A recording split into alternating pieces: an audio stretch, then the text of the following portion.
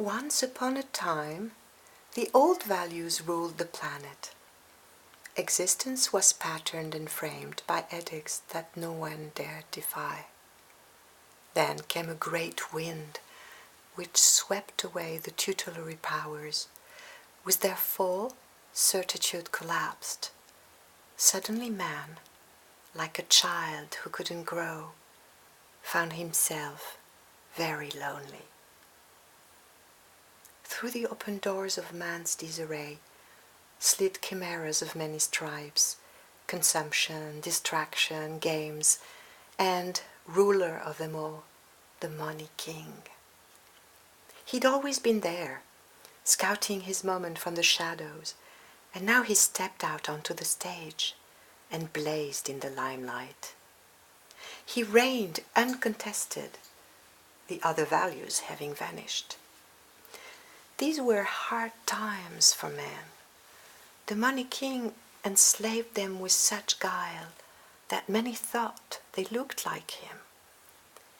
One must say that the king had many servants gifted in enticement.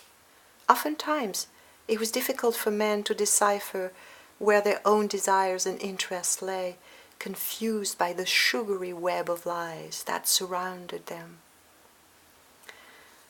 Men fell, and then fell further, yielding to waxing temptation, forgetting children and kin in increments, until they didn't think of them at all, consumed only by immediate gain. Quickly, men's vital reserves melted. So busy were they fighting each other to curry the king's favor. Their depth, their culture, their knowledge, and even their planet lost their substance. The entire world had become fragile. So fragile that, had another great wind arisen, it would have swallowed the man, leveling their towns and cities into vast arid plains where nothing would ever grow again. Not many understood they should resist the king, and those who did found themselves in trouble. But one day, as Earth was stepping into imminent chaos, a revolt started to make itself heard. At the beginning, it was very soft, sotto voce.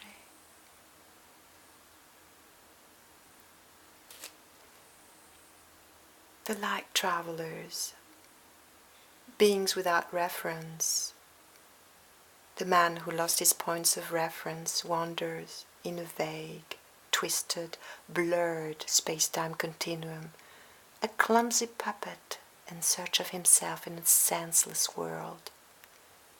He meanders down subway corridors, onto icy esplanades, into infinite landscapes. He crosses other men, but he never meets them. And, like a drunken squirrel, he turns around endlessly in a hostile universe where all the ceilings are low. The light travelers are these tormented beings, shut away within themselves, sometimes fleeing towards make-believe paradises, sometimes wandering alone, under the same spell of endless communication where each of us dwells, attempting to be heard, to exist. But each cry, each attempt, seems driven to failure in a world ever more deaf and blind, confused by too many signals. The wall of temptation, a sign of rebellion. It's easy to kneel before the king money, whether black or white, beautiful or ugly, kind or mean, whether it's good or bad for them, short-term or long-term. Since men lost their sense of direction, they are submitted to endless temptations. Their pursuit of possessions leads them to a new form of slavery. Consumption becomes their unique El Dorado. Over-communication grows on them as their one and only way of expressing themselves. The wall of temptation exposes our fragility and offers it an experiential frame within the matrix of art.